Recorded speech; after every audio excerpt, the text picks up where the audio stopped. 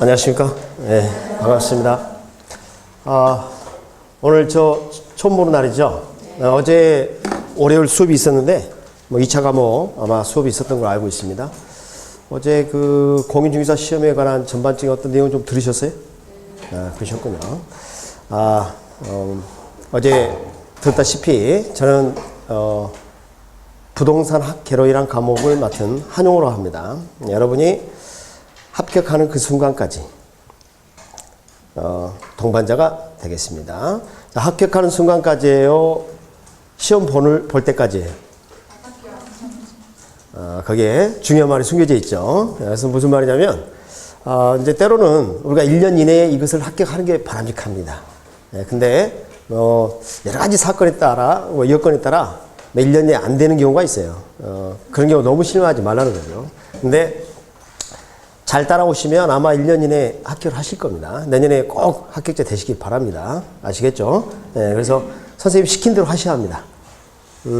지금 저를 비롯해서 우리 강사진들 보면 말이죠. 경력이 다 꽤 되셨어요. 네, 그렇기 때문에 선생님들 시킨 대로 하시면 거의 합격합니다. 100%는 아니겠죠? 네, 그러면 좋겠지만, 때로 이제 약간의 좀 변화가 있겠지만, 합격권에 거의 들어간다. 이렇게 보시면 돼요. 여하튼 반갑고요. 잘 오셨습니다. 얼마나 큰 용기가 필요했을까. 공부를 시작한다는 그 결심을 가지고 이 현장에 나타날 때까지 상당히 고민을 많이 하셨을 거예요. 선택을 잘 하셨습니다. 시작이 반이죠. 시작이 반이에요. 이런 말 있지 않습니까? 복권도 사야 당첨된다고. 맞죠? 아무리 복권에 당첨되고 싶지만 복권을 사지 않으면 당첨될 수가 없어요. 그러니까 지금 여러분이 첫 발을 내딛는 것 자체가 너무 잘하셨다는 거예요. 자, 오늘은 말이죠. 첫 시간에는 이런 이야기 좀 해볼까 해요. 내가 과연 공인중개사 시험을 준비해야 하는가? 다시 한번 되짚어 보자고. 그런 생각도 좀 해보고, 학원을 이용해서 강의를 듣는 거하고 동영상만 보는 거하고 학습 효과가 어떤가 이런 것도 한번 생각을 해보고, 그래서 앞으로 수험생활 하는데 좀 도움이 되는 말을 몇 가지 좀 하고요. 그리고 오늘 교재 받으셨죠? 목차에 따라 목차 공부를 좀 할 거예요. 전체 교재 한 권을 오늘 끝냅니다. 학기로 끝낼 거예요. 목차로. 그래서 아우트라인 좀 잡아서 앞으로 내가 시험 볼 때까지 공부해야 할 부동산 학개론이 어떤 과목인지 그것을 좀 이해를 할 겁니다. 그게 좀 중요해요.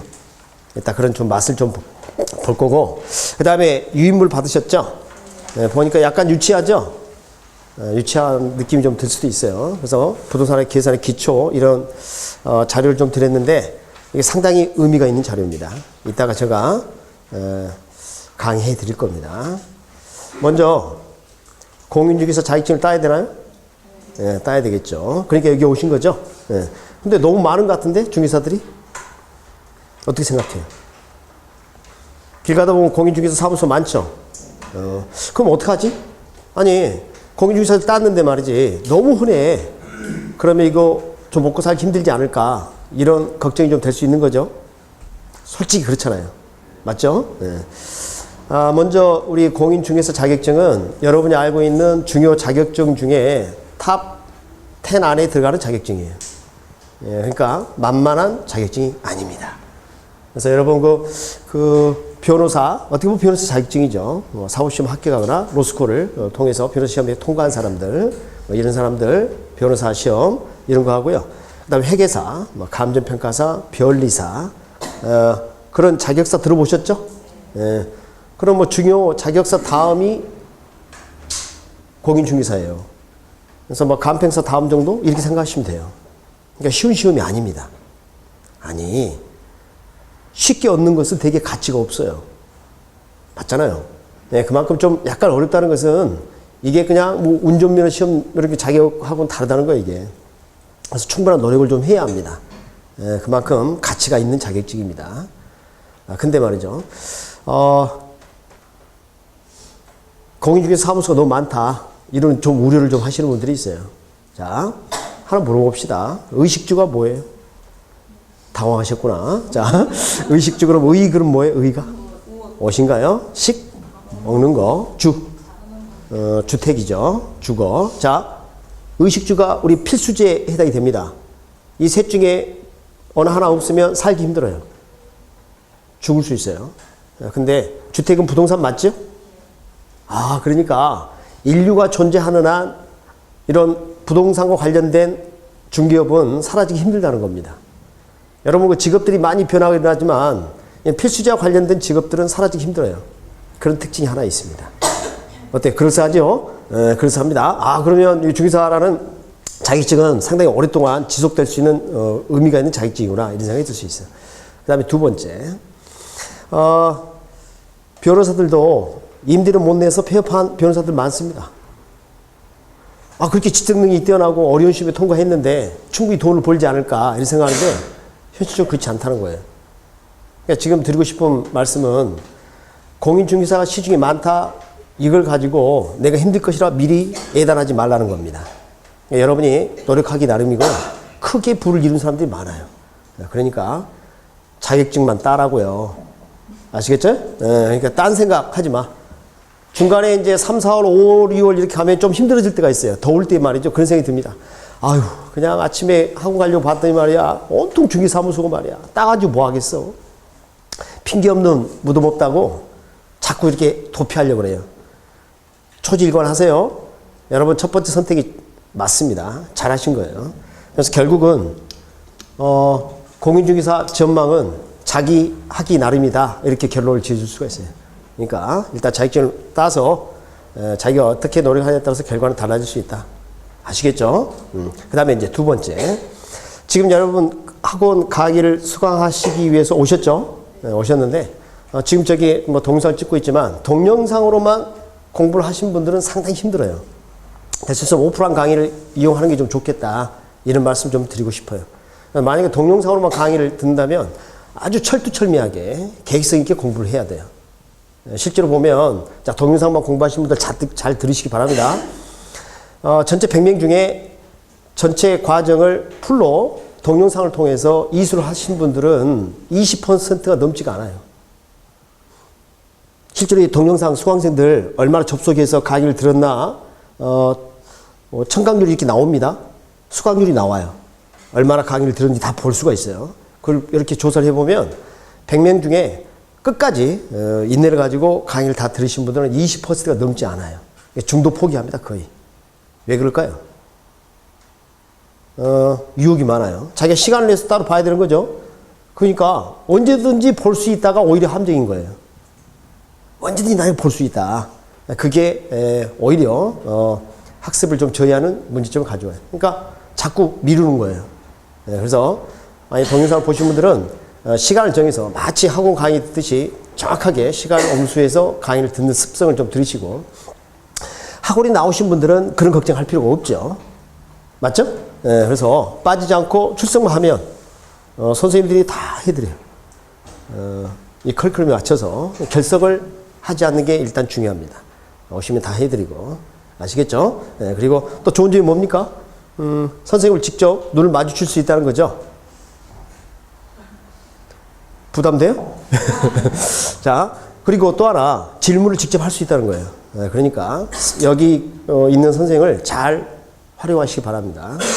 전과목 선생님들이 이제 낮에 그 교수실이 있거나 아니면 잠깐 뭐 쉬러 좀 갈 수도 있고 그렇지만 학원이 되게 상주해 있습니다. 쉬는 시간이라든지 이런 때 와서 질문을 좀 하시고 이렇게 해서 문제점을 해결해야 합니다.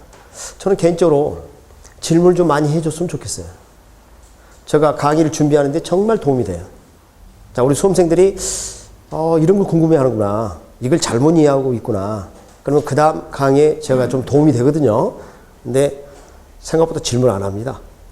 그래서 이제 왜 질문 안 하냐? 그랬더니 아는 게 있어야 질문하죠. 그래요. 점차 질문도 좀 많이 해주시고 그래서 그 유인물 있잖아요. 그게 10년 전에 만든 거예요. 그게 질문을 통해서 그 계산의 기초 있죠. 아, 이게 좀 필요하겠구나. 그래서 약간 유치하지만 만든 자료입니다. 아주 유용합니다. 일단 마지막 시간에 제가 설명해 드리도록 하겠습니다. 자, 그래서 제가 학원 강의 이야기 좀 했었고, 그 다음에 제가 이제 중요한 얘기를 하나 좀 하고 싶어요. 합격을 하려면 한 번 들어서는 안 돼요. 반복이 필요합니다. 그래서 제가 이렇게 한번 적겠습니다. 반복이 살 길이다. 뭐가 살 길이다? 반복이. 근데 혼자서 반복을 해라 그러면 안 합니다. 여러분, 반복해라? 쉽지가 않아요, 이게. 근데 여러분이 학원 그 커리큘럼 이용하면 뭐 동영상도 마찬가지 그 커리큘럼에 따라서 이루어지고 있으니까 순차적 따라오면 저절로 반복이 됩니다. 자, 어떻게 해서 여러분을 반복으로 이끌어가는지 한번 보도록 할게요. 지금 11월이죠? 11월, 12월 이렇게 강좌가 있고요. 그리고 1, 2월, 3, 4월, 5, 6월, 7, 8월. 되게 여기를 이제 연회원으로 되게 모집을 많이 하죠. 그 다음에 9월, 10월. 시험은 10월 한 셋째 주쯤에 있어요. 그리고 토요일 날 있다는 거예요. 토요일 날. 자, 금년에 처음 이제 토요일에 시험을 시행하다 보니까 과거에 이제 시험 보신 분들이 실수를 하신 분들이 있더라고요.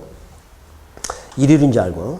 사실은 시험은 토요일 날 시행을 했었습니다. 그러니까 작년에는 일요일 날 시험을 봤는데 금년은 토요일을 봤어요. 내년에도 토요일 날 봅니다. 앞으로는 토요일 날 시험을 보니까 이런 것도 좀 알아두셔야 됩니다. 먼저 이 11월, 12월은 지금 여러분 가지고 계신 교재가 입문서로 되어 있나요? 이제 입문서로 학습을 합니다. 입문서로.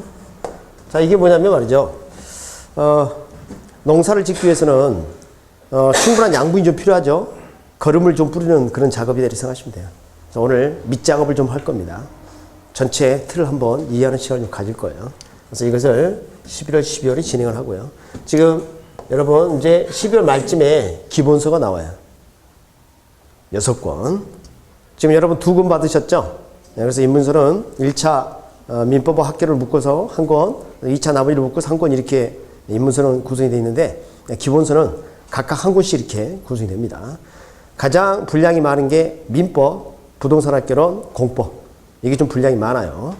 그래서 그 같은 경우는 좀 강의 시간이 약간 늘어날 수가 있어요. 양이 많다 보니까. 그래서 이때 기본서를 가지고 강의를 진행하는데 한 번 끝내고요. 2번 끝내고요. 3번 끝내요. 그러니까 3회 반복하는 거죠. 사실은 이때 한번 했으니까 4회 반복하는 효과가 있을 거예요. 저절로 반복이 되는 거죠. 근데 강의 진행은 되게 이렇게 합니다. 동일한 교재를 6개월 동안 쓰긴 하지만 첫 번째 1월 강의에서는 전체의 약 70%, 80% 강의를 진행해요. 100%다 끝낼 수가 없어요. 양이 좀 되니까. 그래서 그렇게 해서 한 70%, 80%를 여기다 할애를 하고요. 그 다음에 3, 4월 되면 지금 이 70%, 80% 중에서 가장 기초적인 거 있죠? 이제 당연히 좀 알만한 그런 것들이 좀 있죠? 이런 거 약간 줄여가면서 빠졌던 거 30%, 20%를 여기서 더한다 이렇게 생각하면 돼요. 교재를 좀 충실히 끝내주려고 노력하는 단계가 되겠습니다. 근데 문제는 뭐냐면 구슬이 서말이어도 깨워야 보배란 말이 있죠. 그래서 오리오 과정에서는 다시 이론을 좀 압축합니다. 그러니까 심화 단계라 그래요. 심화 압축 단계예요. 이런 단계를 여기서 거치고요. 그 다음에 문제풀이 과정이 들어가요. 7, 8월. 그래서 7, 8월 문제풀이 때는 시험장에서 여러분이 맞닥거리는 것은 사실은 이론이 아니라 문제죠. 시험장에서 푸는 것은 문제입니다. 그래서 이론이 문제를 이렇게 바뀔 수 있구나. 이걸 좀 적응하는 과정이에요. 상당히 중요합니다. 7, 8 가지고 꼭 이수해야 되는 거죠. 그래서 문제풀이가 이때 이제 이루어지게 돼요. 자, 이걸 이제 단원별 문제풀이를 하는데 기본서하고 목차를 일치시켜서 순차적으로 문제를 풉니다. 그래서 이때가 이제 우리 단원별 문제풀이. 그래서 문제집이 나오죠. 문제집을 가지고 또 진행을 합니다. 자, 이렇게 해서 시험장에 보내면 사실 뭐 그런 대로 합격할 수가 있어요. 근데 좀 더 완벽을 기하는 단계가 이때입니다. 이때 이제 뭘 하냐면 이걸 합니다. 이제 크게 두 가지가 있어요. 첫 번째, 시콕테라는 이런 강좌가 있어요. 표현이 특이하죠? 자, 시험에 꼭 나오는 테마별 강좌. 요즘 그 젊은이들이 많이 줄여서 하잖아요. 아니, 핵노잼 그러면 아주 재미없다. 뭐 그런 거. 그죠? 우리 학기론 강의는 핵잼입니다. 핵잼. 그런 것처럼 여기 줄인 거예요. C꼭 택. 이렇게. 그 다음에 이제 두 번째, 이런 게 있어요. 동형 모의고사식 문제풀이가 있어요. 동형 모의고사. 자, 이런 표현 봐요. 동형. 시험과 동일한 형태의 그런 말이에요. 그러니까 시험지도 말이죠. 진짜 시험장에서 보는 문제지처럼 그렇게 만들었어요. 실제 그 종이 질만 약간 차이가 있고요. 거의 비슷합니다. 거의 비슷하게 이렇게 이제 만들어서 연습을 시키는 거예요. 이번에 뭐 시험장에 가서 많은 이제 처음 시험 보신 분들 그러더라고요. 학원에서 모의고사 보는 것처럼 봤어요. 이런 분들 있죠. 그런 분들이 이제 합격률이 높아요. 이때 이제 적응을 잘한 거죠. 선생님들 문제가 아주 뭐 기가 막힙니다. 적중도 높고 깔끔하게 이렇게 정리를 해야 돼요. 자, 오늘이 예를 들어서 부동산 학교는 시간이다. 그럼 9시월에 오시면 그날 9시 반쯤 와서 문제를 풀기 시작해요. 그러니까 50분 시간을 줍니다. 문제 풀고 나면 이분이 쫙 나타나가지고 이제 해설 강의를 이렇게 하는 거예요. 한 3시간 동안. 이렇게 해서 한 4주. 여기 한 4주 정도 이렇게 해서 그러면 4, 4, 16, 160문제죠. 그러면 그물이 어느 정도 짜져요. 그래서 중요 문제하고 시사성 있는 문제를 다루어서 실전 감각을 키우는 작업을 이때 하는 겁니다. 그럼 봐요. 반복하는 거 맞죠? 계속 반복해서 결국은 좀 떨어지기 힘들게. 나는 진짜 떨어지고 싶었는데 떨어지기 좀 힘들게 좀 해드리려고 해요. 근데 이제 우리 수험생들이 이제 문제가 뭐냐면 커리큘럼을 다 이수하긴 하는데 말이죠. 중간에 뭐 가정사 때문에 뭐 강의가 좀 누락되거나 막 이런 좀 고통이 있긴 해요. 그래서 좀 최소화했으면 좋겠어요.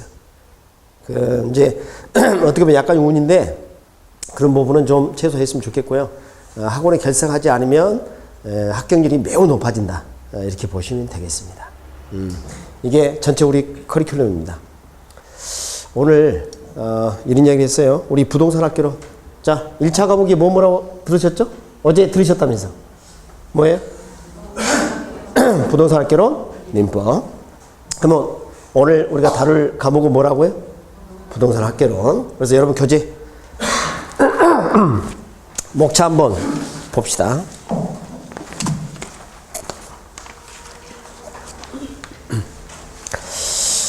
이제 그 부동산 학교 목차를 이렇게 쭉 보면 뭐 공부 방법론도 나와 있고 막 그래요. 그래서 목차가 아주 간단하게 적혀 있을 겁니다. 여러분 기출 출제 뭐 빈도 뭐 이런 것도 나와 있고 그러죠. 교재. 그런 부분은 의미가 좀 별로 없어요. 일단은 제가 목차를 잠깐 한번 적어 볼게요. 자, 오늘 우리가 배우게 될 부동산 학교론 목차는 총론 이렇게 돼 있고요. 강론 이렇게 돼 있고 세 번째가 아마 감정평가론 뭐 이런 식으로 정리가 되어 있을 가능성이 있어요. 교재가 이제 되게 이렇게 많이 구성이 되어 있습니다. 근데 이제 지금 여기 1번이고요. 그 다음에 이제 2번 뭐가 있냐면 경제론이라는 게 있어요. 경제론. 두 번째가 시장론. 세 번째가 정책론. 그 다음에 투자론. 금융론. 그 다음에 개발관리론. 이렇게 사실은 이제 봐요. 하나, 둘, 셋, 넷, 다섯, 여섯, 일곱, 여덟. 그러니까 이걸 쪼개면 챕터로는 8개 챕터로 구성이 되어 있어요. 자, 부동산 학교론 과목 전체가 되겠습니다. 근데 여기 뭐라 되어 있어요? 읽어보세요. 어머, 우리는 감정평가서 시험을 준비하는 게 아니잖아. 근데 왜 이게 왜 나오냐 이 말이에요. 그래서 공인중개사도 사실 그 업무가 감정평가하고 관련이 전혀 없다고 볼 수가 없어요. 그래서 감정평가에 대한 그 어떤 기초 지식이 좀 있으면 양질의 중개 서비스를 제공할 수 있을 것이라 보고 처음에는 공인중개사 부동산학교론이 들어가지 않았던 주제였어요. 근데 나중에 이게 들어왔습니다. 그래서 지금은 여기 출제되고 있다는 거죠. 깊은 내용은 안 나오고요. 꼭 필요한 내용 이런 게 출제됩니다. 이번에도 뭐 어렵게 나오진 않았어요. 아주 기초적인 걸 좀 출제했기 때문에 난이도를 높여서 막 그렇게 공부할 필요는 없어요. 그래서 이게 감정평가론이 한 15% 내외에 출제됩니다. 우리 부동산 학개론은 40문제거든요. 여러분 40문제가 주어지는데 그 중에서 15%면 몇 문제일까요? 자, 이런 것도 이제 계산할 줄 알았으면 좋겠어요. 자, 40문제에다가 0.15를 곱하면 되죠. 표정 많이 어두워졌고요. 자, 우리 계산이 이렇게 나오면 금방 이제 표정이 어두워져. 오늘 말이죠. 퍼센트도 가르쳐 드릴 거예요. 백분율이 무엇인지도 좀 설명해 드리고, 진짜 기초다. 진짜. 그래서, 야, 6문제 내에 이렇게 나온다는 이야기죠. 6문제 내에. 그 다음에 이 총론 파트는 이제 한 10% 내외니까 많이 나와야 4문제예요. 적게 나오면 2문제. 두세 문제 나와요. 두세 문제. 금년에도 뭐 그랬었고요. 그런데 말이죠. 나머지는 골고루 나옵니다. 알겠죠? 그래서 4문제에서 6문제 사이에서 왔다 갔다 하는 거예요. 4문제에서 6문제 사이 왔다 갔다 해요. 그러니까 특정 파트가 반드시 많이 나온다 이렇게 단정할 수가 없어요. 그래서 우리 수험생들 이런 생각을 좀 많이 합니다. 좀 많이 나오는 거 좀 쪽집게식으로 그것만 공부하고 싶은데요. 이러면 안 돼요. 고루 출제되기 때문에 그런 걸 다 빼다 보면 책 거죽만 남아요. 그러면 공부할 게 없게 됩니다. 그러니까 선택해서 공부하는 거 아니다. 다 해야 합니다. 다 해야 돼요. 사실 이제 공부를 제대로 하면 야 투자론이 개발관리론하고도 관련이 있구나 이런 것도 느끼게 돼요. 그걸 느꼈다 그러면 대단한 수준이 되는 거예요. 그래서 다 무관하지 않아요. 서로 연결되어 있어요. 연결돼 있어요. 그래서 뭐 경제론은 이거하고 밀접하고 이렇게 투자론 금융론 밀접하고요. 감정평가론도 경제론과 무관하지 않고 그래요. 자, 이 중에서 좀 전에 뭐 계산 얘기 좀 했는데 계산 문제도 출제됩니다. 계산 문제도 출제된다는 사실 들어본 적 있죠? 금년에는 이제 뭐 한 5문제 정도밖에 출제 안 됐지만 작년 같은 경우는 11문제 나왔습니다. 작년 같은 경우. 근데 좀 쉬웠던 스타일의 계산 문제 있어요. 그런데 우리 수험생들은 숫자만 나오면 무조건 어렵다 생각해요. 그래서 숫자만 나오면 무조건 어렵다 생각하기 때문에 상대적으로 금년보다는 작년이 좀 어렵게 느껴졌을 가능성이 있어요. 그럼 내년은 어떻게 될까요? 뭐 정답은 모른다죠. 모른다인데 지금까지 추세를 보면 해거리를 합니다. 해거리를 10여 년 이상 그렇게 해왔어요. 자, 그러면 금년 26회 시험 어떻게 되냐면 학개론이 상대적으로 좀 쉬웠고 민법이 좀 어려웠어요. 상대적으로. 그럼 내년은 어떻게 될 것 같아요? 바뀐다니까. 그러면 이제 학개론이 어렵고 민법이 쉬워질 가능성이 있어요. 그래서 금년에 저의 역할이 매우 부각되는 그런 한 해가 되지 않을까 이런 생각이 들어요. 그리고 시험 끝나면 욕도 먹습니다. 아무리 잘 가르쳐도 시험 문제가 어려워지잖아요. 그럼 욕해요. 참나, 문제 어렵게 나왔다고 선생을 막 싫어합니다. 근데 뭐 출제자 그런 거지 뭐 선생님이 잘못한 건 아니잖아요. 여하튼간에 그래도 반드시 70점 넘도록 해드리겠습니다. 아니 왜 당황하셔? 그럼 왜 학원에 오셨어? 60점 가지고 안 돼. 민법이 좀 부족할 수도 있기 때문에 학교로는 70점 넘겨야 돼. 무조건. 아시겠어요? 무조건 70점 넘겨야 합니다. 자, 커리큘럼을 잘 이수하고 선생님이 시킨 대로 하시면 되게 70점 넘게 돼 있어요. 아주 좀 뭐 예외가 좀 있긴 합니다. 시험장에서 뭐 불미스러운 있거나 막 이런 일이 없다면 대부분 70점 넘게 그렇게 해드릴 거니까. 알겠죠? 계산 문제는 여기에서 나와요. 자, 경제론, 그 다음에 투자론, 금융론에서도 나오기도 해요. 금융론에서도. 그 다음에 감정평가론, 여기서 나와요. 자, 이제 크게 이렇게 4가지에서 계산 문제 유형이 출제되는데, 이 중에서 계산 문제 가장 많이 나오는 파트 한번 찍어봐요. 여기 두 번째 게시판. 어딜 것 같아요? 투자론요? 잘 찍었습니다. 지금 사지선다인데요. 적중하셨어요. 예, 가장 많이 나와요. 가장 많이. 그래서 이 투자론 부분을 좀 어려워하는데 사실은 이 투자론 부분이 정리만 잘하면 가장 쉬운 파트예요. 계산은 계산기 해주는 거거든요. 개념 정리가 중요합니다. 그래서 오늘 투자의 정의를 통해서 한번 살펴보자고. 무엇을 우리가 공부를 해야 될지. 재밌는 게 기다리고 있습니다. 자, 이렇게 전체 목차를 한번 살펴봤고요. 아마 두 번째 시간까지 강의가 그렇게 진행될 것 같은데, 전체 이 내용을 한번 살펴볼 겁니다. 아웃라인을. 교재 넘길 필요도 없어요. 그냥 팔짱 끼고 듣습니다. 알겠죠? 네, 그렇게 듣도록 합니다. 첫 번째가 뭐죠? 우리 목차? 총론. 왠지 제목이 어떻게 돼요? 총체적으로 논의한다. 줄임말이죠? 전반적 내용을 다루겠다는 이야기인데 다 다룰 수는 없겠죠. 그래서 저 때는 이제 뭘 하냐면 말이죠. 우리가 배우는 부동산학 개론이라는 과목은 무슨 학문이야? 막 이런 거 하는 거예요. 자, 한번 적어볼게요. 자, 총론에서 우리가 다루는 게 뭐냐면 이런 거예요. 첫 번째, 야, 네가 지금 공부한다고 하고 앉아 있는데 그 부동산학이 뭐야? 이거. 이번에도 나왔습니다. 이번에도. 그래서 부동산의 연구 대상 이야기도 나오고 말이죠. 출제가 다 됐던 거죠. 가장 기초적인 겁니다. 자, 한번 물어봅시다. 지금 제가 단어를 두 개를 쪼개볼게요. 이건 학문할 때 학이란 걸 알겠죠? 그죠? 얘기 읽어봐요. 뭐예요? 부동산. 부동산이 뭐예요? 부동산 그럼 떠오르는 게 뭐 있어요?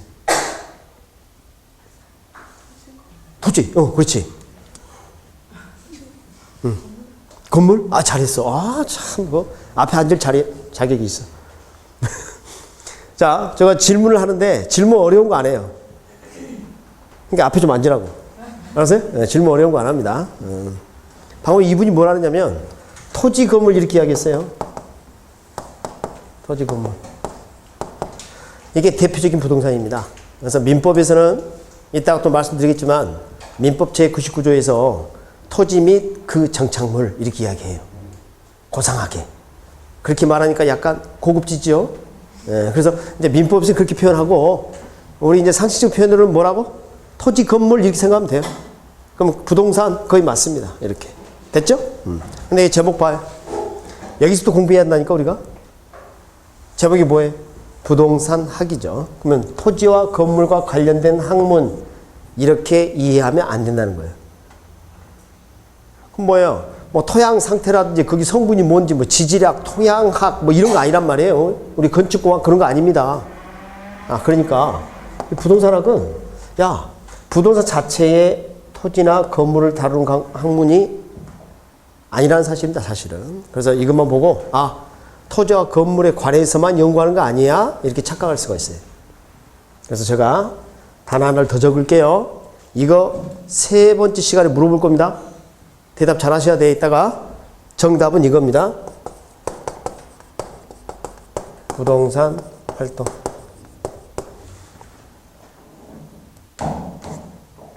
아까 부동산이 뭐라 그랬죠? 토지, 건물. 움직이지 않아요. 움직이지 않아요.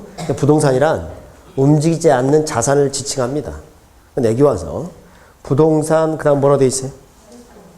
이 동자가 뭐예요? 움직일 동자잖아요. 이상하지 않아요? 벌써 의문을 품어야 돼요. 그러면 부동산이 움직이는 것을 이야기할까요? 아니란 겁니다. 자, 토지 건물은 움직이지 않는데 사람들이 토지 건물을 매입해서 뭔가 행위를 합니다. 부동산에 대해서 뭔가 행위를 해요. 부동산에 대한 인간의 관리적 행위를 부동산 활동이라고 해요. 그러니까 부동산에 대한 활동이에요. 뭐에 대한 활동? 부동산에 대한 활동. 요걸 연구합니다. 자, 우리 부동산학은 무엇을 연구하냐면 요걸 연구한다고. 부동산 자체를 연구하는 게 아니라. 중요합니다. 항상 출제됐던 것들이에요. 일단 우리 학문의 성격을 이해해야 하니까. 그러면 인간이 투기 활동을 하면 여기서 투기 현상 등이 생길 수도 있겠죠. 그러니까 여기서 나타나는 법칙성, 반복성이 있다면 이것을 부동산 현상이라고 그래요. 그래서 이놈을 우리는 연구 대상으로 하고 있어요. 이게 부동산학이에요. 대충 알겠어요? 그러니까 봐봐요. 이거잖아요, 이거. 자, 부동산이 시장에서 돈을 중심으로 거래돼요. 이런 물건을 사고 파는 사람이 만나는 장소가 어디예요? 시장이에요. 시장은 불안전할 수 있어요. 정부가 어떤 정책을 취해야 돼요. 등등등.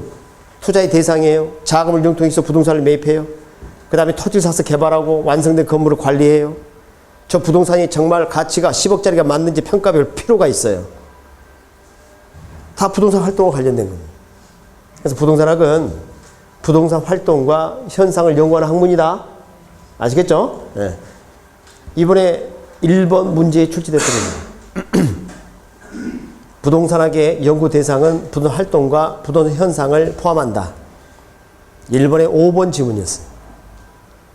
그러니까 시험이 뭐 이상한 데서 나오는 게 아니에요. 가장 기초적인 거. 왠지 재밌을 것 같죠? 자, 이제 흥미를 더 유발해 봅시다. 자, 최근에 내가 부동산을 거래했었다. 뭐 빌딩을 샀거나 아파트 샀거나 혹시 있으세요? 아무도 없어? 이 많은 분 중에? 야, 전국에 지금 11월에 개강해서 수강생이 이 정도인 학원은 10손가락 안에 들어갈 것 같은데. 아유, 대단한 학원입니다. 수강생이 많네요. 전혀 없어? 뭐 어쩔 수 없네. 네, 이런 예를 한번 들도록 하겠습니다. 내가 오피스텔을 샀다. 그렇게 한번 해보자고요. 자, 여러분 머릿속에 내가 오피스텔 산 거예요. 그 평수 좀 작은 오피스텔 샀다. 1억 주고 샀다. 이렇게 한번 가정해 봅시다. 오케이? 자, 내가 오피스텔 산다면 첫 번째 생각해야 될 게 있어요.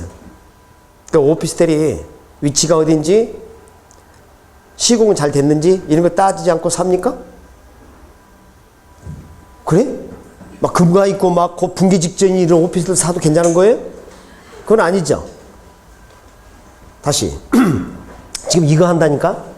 내가 부동산에 대해서 어떤 활동을 한다면 일단은 눈에 보이는 측면 고려해야 합니다. 맞아요? 그게 뭐예요? 기술적, 물리적 측면이에요.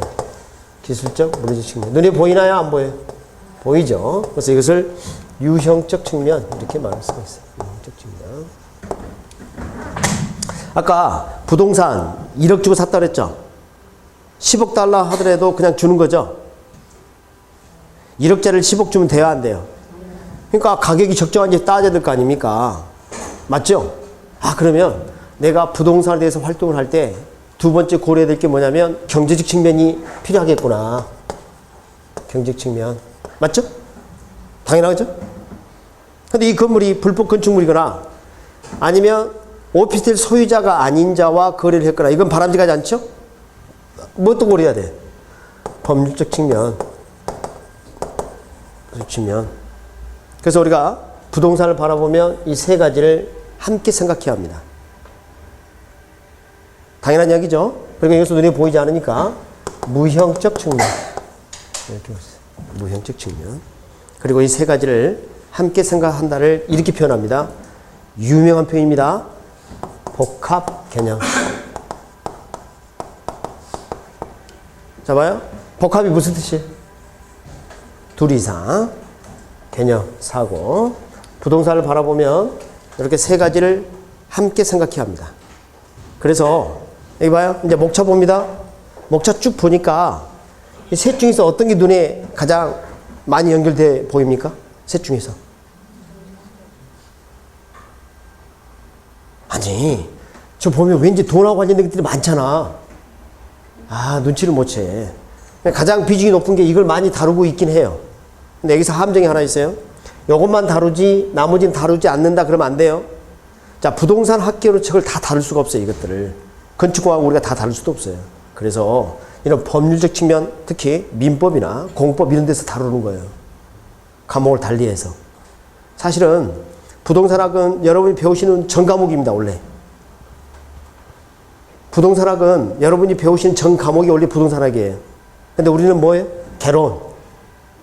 그러니까 중요한 법률 내용 이런 것들은 다른 과목으로 넘긴 거예요. 네, 자, 그래서 사실은 세 가지를 함께 다뤄야 된다. 그러면 여기 있는 한 선생은 셋 중에서 어디 내용을 많이 다루게 될까요? 다 다루기 힘드니까. 원래 다 다뤄야 되지만 어디에? 경제적 측면의 내용이 좀 많다는 거예요. 여기까지 이해하셨어요? 네. 총론에서 다루는 내용입니다. 총론에서. 야, 그러니까 총론에서 이제 뭘 배우는 겁니까?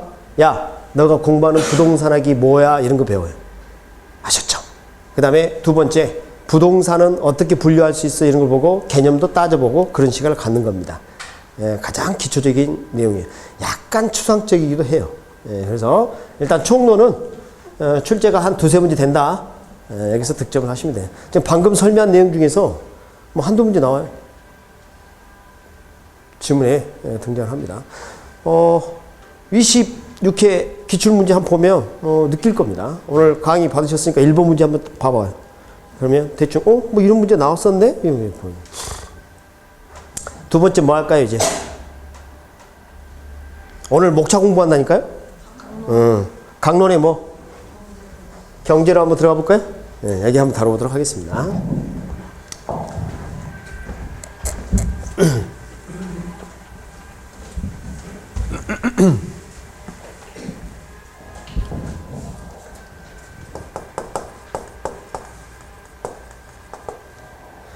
경제. 여기 계신 분. 경제 그럼 떠오르는 게 뭐예요? 돈. 오늘 왜 이렇게, 너무 좋은데? 분위기. 자, 돈. 그래요. 돈. 우리 경제 시스템은 기본적으로 자본주의 사회를 기본으로 하겠습니다. 뭐 사회주의 계획경제 이거 말고 자본주의 기본으로 하면 저 돈이 매우 중요한 역할을 해요. 저 돈을 중심으로 해서 경제 활동들이 이루어집니다. 그래서 자, 아까 제가 오피스텔을 샀다 이렇게 가정해라 그랬죠? 그러면 저 오피스텔을 사는 사람을 뭐라 하냐면 수요자라 그래요. 방금 제가 뭐라 그랬죠? 수요자. 매수자, 부동산 매수자를 뭐라 해? 수요자. 그 다음에 오피스텔을 파는 사람이 있을 거 아니에요. 그런 사람을 뭐라 하냐면 공급자 또는 매도자라고 할 수 있겠죠. 자, 이 두 경제 주체가 시장에서 만나요. 근데 아까 오피스텔을 얼마 주고 샀죠? 1억. 그러니까 둘이 거래가 되려면 꼭 가운데 끼는 게 뭐예요? 돈이에요. 그래서 이 화폐가 교환의 매개 수단으로서 아주 중요한 역할을 한다는 거예요. 소유권 이전해주고 돈 받아가고. 그러니까 돈이 없으면 안 되는 거죠. 사실 돈을 중심으로 해서 이렇게 물건을 살려는 사람을 뭐라 그래? 수요자. 그리고 이 사람의 마음을 수요라고 되게 이제 불러줘요. 수요자 마음을 줄여서 수요? 이렇게 표현해줘요. 팔려는 사람은 뭐라 하고? 공급자. 이걸 줄여서 뭐라 그래? 공급자. 이 마음을 공급 이렇게 해요.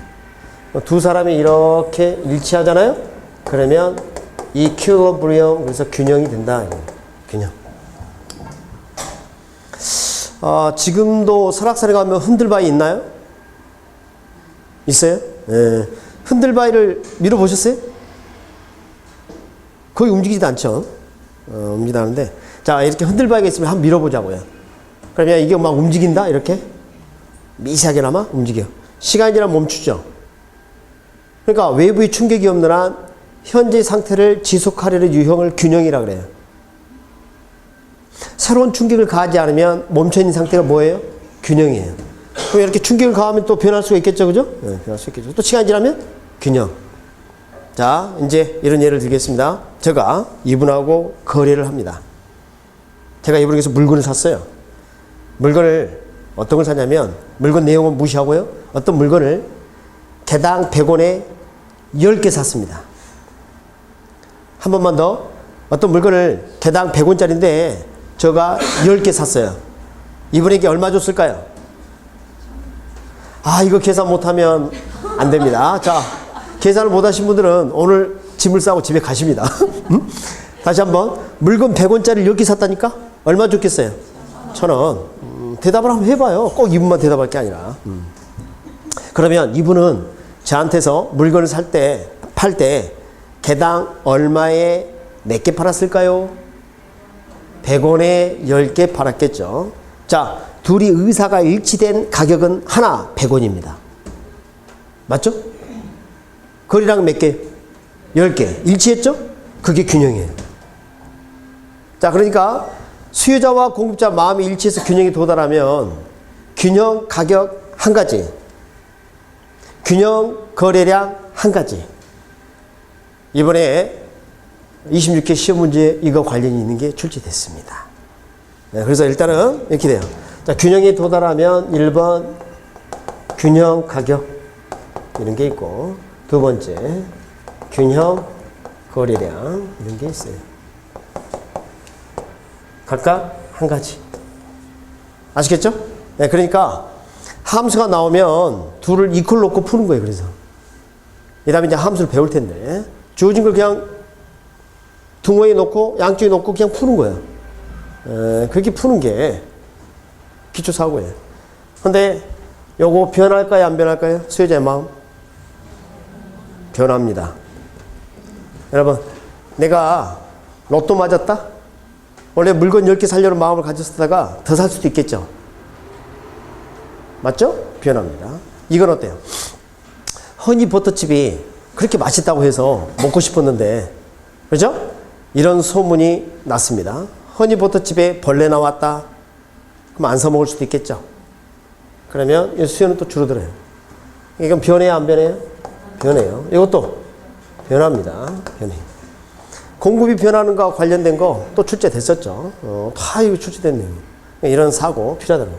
그러면 새로운 균형이 생기게 돼요. 새로운 균형도 균형 가격 하나, 균형 거래량 하나. 오케이? 자, 변했을 때 새로운 균형 가격과 균형 거래량 구하는 문제가 이번 26회 문제였습니다. 수요가 변했을 때 새로운 균형 가격과 균형 거래량 구하는 게 이번 26회 문제였어요. 이게 다 기초사고라는 거예요. 자, 경제론에서는 저런 걸 배워요. 오늘 받은 유인물, 오늘 아마 진도 이거 나가지는 못할 텐데요. 두 번째 페이지 보면 부동산 경제글하고 수요와 공급 적어놨죠? 보이세요? 오늘 유인물 보시면 두 번째 페이지에. 그래서 그 그래프 오늘은 못합니다. 아마 시간이 없을 거예요. 그래서 이거 못할 거고. 여튼간에 다음 주에도 그래서 유인물 책에 꼭 끼워놓고 가져옵니다. 학원 측에 또 달라 하시면 안 돼. 오늘 진도 다 못 나가니까 어차피. 자, 이게 경제론입니다. 그 다음에 경제론 안에 이것도 다뤄요. 이것도. 자, 어떤 걸 다루냐면 경기 변동과 관련된 내용도 다뤄요. 경기 변동론. 특히 이제 우리 부동산 경기가 관심이 많죠. 자, 이런 내용도 여기서 좀 다루게 됩니다. 그러니까 돈하고 관련된 건 저기 다 들어있네요. 그래요? 맞죠? 이게 뭐예요? 경제론입니다. 요즘 경기 좋아요? 나빠요? 자, 경기 좋다. 손 들어봐. 내리시고. 경기 나쁘다. 내리시고. 손 안 든 사람 나가. 잘 모르겠다죠? 세 번째는. 항상 제가 이제 그 강의하면서 물어보면, 매년 물어보면 경기 좋다고 손 든 사람 별로 없었어요. 실제로 경기가 좋다 할지라도 본인이 느끼기에는 경기가 안 좋을 수도 있는 거죠. 그래서 뭐 의견 차이가 좀 있습니다. 지금 우리 그 부동산 경기를 좀 보니까 말이죠. 수도권은 약간 과잉되지 않았나. 초과 공급 아닌가. 공급이 좀 많고 수요가 좀 줄어드는 상황 아닌가. 지방도 약간 그런 추세를 좀 보이고 있긴 해요. 그래도 걱정할 거 없어요. 걱정할 거 없습니다. 필수제잖아. 그렇죠? 반드시 부동산은 거래가 이루어지게 되어 있습니다. 약간의 뭐 경기에 따라 영향을 받는 거 있을 수 있지만 그런 거 신경 쓰지 말라고요. 거래가 필요한 것은 반드시 이루어지게 되어 있습니다. 경제론이었습니다. 두 번째. 두 번째가 뭐죠? 세 번째가 뭐죠? 시장론. 저런 수요자와 공급자가 만나는 곳이에요. 해야 되겠네? 해야 되겠어. 자, 저런 수요자와 공급자가 만나는 부동산 시장. 특히 이제 우리 부동산 시장은 어떻게 되는지 그런 걸 좀 배울 거예요. 특징. 그래서 부동산의 특성 상당히 관련이 깊습니다만. 자, 오늘은 말이죠. 사실은 시장은 내용이 많아요. 그래서 뭐 효율적 시장 가설 뭐 이런 것도 있고요. 그 다음에 뭐 입지 이론도 얘기 들어와요. 상업입지, 공업입지 막 이런 것도 여기서 다룹니다. 내용 아주 방대합니다.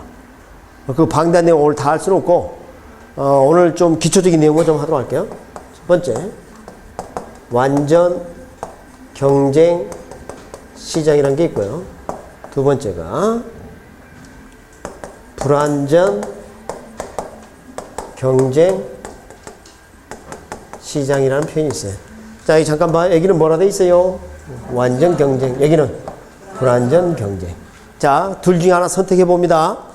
우리 현실 시장은 자, 둘 중에 어디에 해당될까요? 찍어봐. 그러니까 내 자신을 봐. 나는 완전해, 불완전해? 자, 다시 한번. 우리 현 시장은 둘 중에 하나 어디에 해당되는데 어디에 해당될까요? 여기에 가깝습니다. 아, 여기서 우리 현시장이, 현실적 시장은 여기에 해당이 되고요. 완전 경제시장이 이상적 시장이에요. 그런데 말이죠. 이 완전 경제시장 기초사고를 계속 유지하면서 뭔가 다르게 돼요. 왜 그랬을까요? 다시 한번. 불안전 경제시장이 현실시장이니까 부동산 시장은 불안전 경제시장 맞거든요? 자, 근데 이게 지금 적혀 있죠? 그죠? 이걸 왜 다뤄야 돼, 근데? 그냥 이거 하면 되지? 아니, 다시 한번 생각해 봐. 우리 현 시장은 완전 경제시장이 아니라면서요? 불안전 경제시장이라면서요? 그럼 이것만 다루면 되잖아. 근데 이걸 왜 이야기하냐고. 자, 그러니까 이런 기초사고, 이런 생각을 가져야 된단 말이에요. 야, 어떤 사람이 이럽니다. 야, 너 키 얼마나 돼? 그랬더니, 몇 척,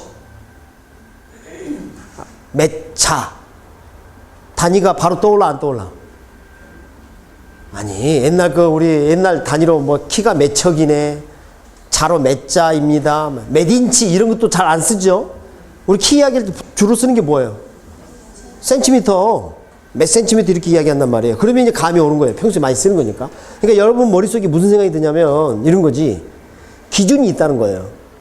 뭔가 기준이 있기 때문에 크기를 판단할 수 있다는 겁니다. 그러니까 어느 기준으로 하느냐 이 말이야. 이걸 기준으로 하겠다는 거예요. 자, 봐요. 여기는 완전해요? 불완전해요? 불완전해. 뭔가 문제가 있다는 거지. 그렇다면 이렇게 생각해보자고. 백지처럼 깨끗한 이상적 시장이 완전 경쟁시장이라면 여기 대비해서 현실 시장은 어떤 차이가 분명히 보일 거란 말이에요. 어느 정도가 잘못됐는지 느낄 수 있다는 거예요.